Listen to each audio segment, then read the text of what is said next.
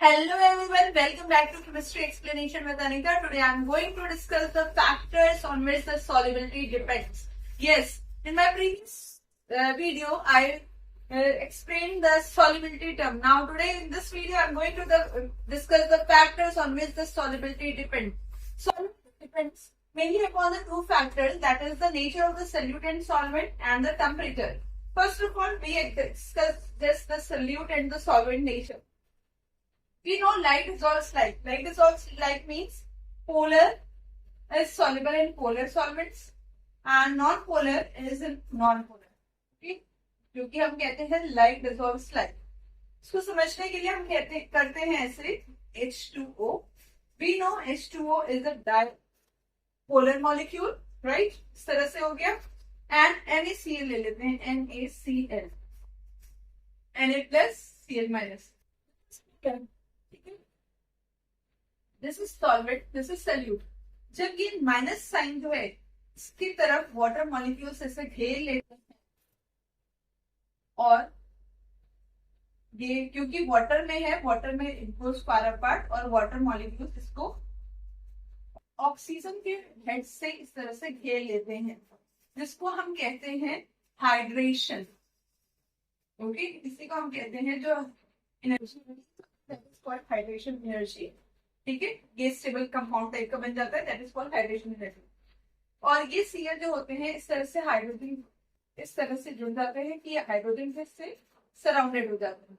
Okay, अब क्या है, कोई भी मॉलिक्यूल, ये तो कोई भी सल्यूट सॉल्वेंट क्यों है, अगर NaCl लिया और NaCl डिसॉल्व हो गया, डिसोशिएट हो गया और Na के आयंस इसमें आ गए, वाटर में मिक्स हो गए, then it is solvent, right? Hydration energy is there. अब Cl जो है, Cl में H माइनस हो गया इस तरह से. अब इसमें भी तो कोई एनर्जी थी. ये क्या बना रही है, एक लैटिस बना रही है, जिसको हम कहते हैं लैटिस, क्रिस्टल लैटिस कहते हैं. अब इसको ब्रेक करने के लिए we need lattice energy. Okay, जब भी NaCl को ब्रेक करेंगे, लैटिस को ब्रेक करेंगे, we need lattice energy. When enthalpy of hydration, ये तो हाइड्रेशन एंथैल्पी ज्यादा हो जाएगी लैटिस एंथैल्पी से, तब क्या होगा, हमेशा कंपाउंड सॉल्युबल होगा. अगर इसमें जितनी एनर्जी रिलीज हो रही है, इसमें रिलीज होती है, ओके, माइनस साइन कर देती है, रिलीज हो रही है, जितनी इसमें लगती है ये डोमिनेटिंग फैक्टर हो जाएगा, तो all the compounds will be soluble. ये क्वेश्चन बहुत आता है कि why barium sulphate is insoluble.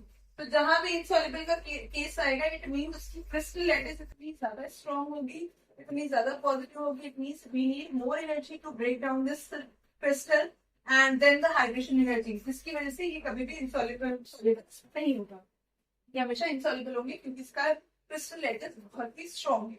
Okay, ये हो गया like dissolves like. I hope समझ में आ गया होगा कि अगर पोलर है, इस तरह से पोलर को घेर लेंगे, जब घेर लिया तो Na+ अपनी तरफ खींच लिया, जब खींच लिया तो वाटर में कंप्लीटली डिसॉल्व हो गया, जब कंप्लीटली डिसॉल्व हो गया इट मींस हमारी सॉल्युबिलिटी हो गई, राइट? सॉल्युबिलिटी हो गई.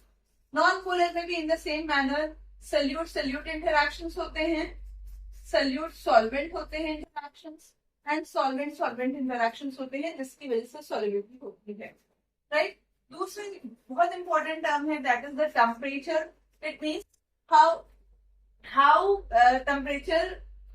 how temperature decides the solubility, right? We know there are two types of reactions. One is endothermic and one is exothermic, right? Endo और एक्सो कुछ याद आ रहा है क्या होती है, क्योंकि डिपेंडिंग अपॉन दैट ही हमारा फैक्टर डिसाइड होगा कि क्या होना है एक्चुअली में, राइट? इसको समझने के लिए थोड़ा सा एक्सो और एंडो को समझ लेते हैं. एंड आई होप आपको ली शेडरलीज प्रिंसिपल याद होगा, जो कि क्लास 11th में इक्विलिब्रियम चैप्टर में किया था, राइट? उसको समझने के लिए भी बहुत अच्छा कॉन्सेप्ट है. सपोज मैं ऐसे लिख देती हूँ, A plus B, right? Plus heat energy लग रही है एंड देन कंपाउंड बन रहा है A2. In this heat energy लग रही है, वी नो एग्जिट डोर होता है और दो वर्ड्स होते हैं एक्सो और एंडो. जब एग्जिट, एग्जिट मीन्स बाहर का, तो हीट एनर्जी बाहर निकल रही है, हीट एनर्जी जो हो रही है, हीट ये तो ऐसे करो, रिलीज हो रही है. ओके, एंडो मीन्स अंदर लग रही है, इनसाइड आ रही है हीट एनर्जी, राइट। तो यहाँ हीट एनर्जी रिएक्टेंट्स में कंज्यूम हो रही है, तब प्रोडक्ट बन रहा है। It means this endothermic reaction. अगर हमने टेम्परेचर बढ़ाया, ओके, इंक्रीज इन टेम्परेचर किया, जब हम टेम्परेचर बढ़ा रहे हैं तो according to leach and release principle क्या होता है, ये इक्विलिब्रियम मेंटेन करने के लिए टेम्परेचर अगर बढ़ाया तो उसको इस तरह से यूज किया जाएगा कि वो टेम्परेचर फील ना हो कि बढ़ाया जा रहा है। इसको समझने के लिए एक इंपॉर्टेंट कॉन्सेप्ट है, जैसे कि मेरे पास एक रसगुल्ला है, राइट। मम्मी को मेरे पे बहुत ज्यादा प्यार आया, वो आ करके मेरे को एक और दे दी, देख दूसरे को ना पता चले मैंने तुझे एक और रसगुल्ला दिया है। तो मैं क्या करूंगी, एक मुंह में डाल के बैठ गई कि मेरे पास तो अभी भी एक ही है, राइट।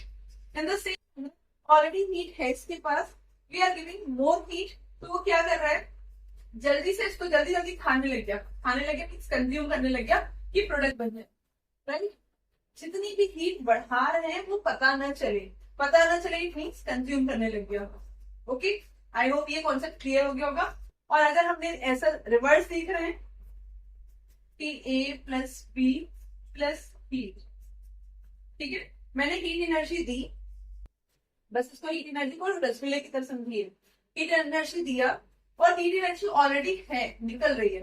अगर मैंने दिया तो ऑलरेडी निकल रही है, बहुत ज्यादा हीट हो जाएगी, तो क्या होगा, हीट एनर्जी कंज्यूम होगी, क्योंकि मैं देर नहीं हुई तो बैकवर्ड रिएक्शन आने लग जाएगी, बैकवर्ड, अभी क्या फॉरवर्ड होगी। This is the Le Chatelier's principle. In the same manner हमारा टेम्परेचर बढ़ाने पे अगर एंडोथर्मिक रिएक्शन है, सॉल्युबिलिटी बढ़ जाती है, दोनों मिक्स हो जाएंगे, और अगर एक्सोथर्मिक है तो सॉल्युबिलिटी डिक्रीज हो जाएगी। जिस आई होप इस पूरे कॉन्सेप्ट से आपको पता चल गया होगा सॉल्युबिलिटी टेम्परेचर पे कैसे डिपेंड करती है, right. One more factor is there pressure. As we know solids जो होते हैं उसके मॉलिक्यूल्स बहुत ही कॉम्पैक्टली पैक्ड होते हैं, it can not be compressed, so pressure इस पे इफेक्ट नहीं करता है। In my next video I will explain the Henry law, जो कि मेनली सॉल्युबिलिटी के लिए होता है, वो भी गैसेस की, because we know gases can be soluble and gases can be compressed. Okay, तो wait for next video, bye bye.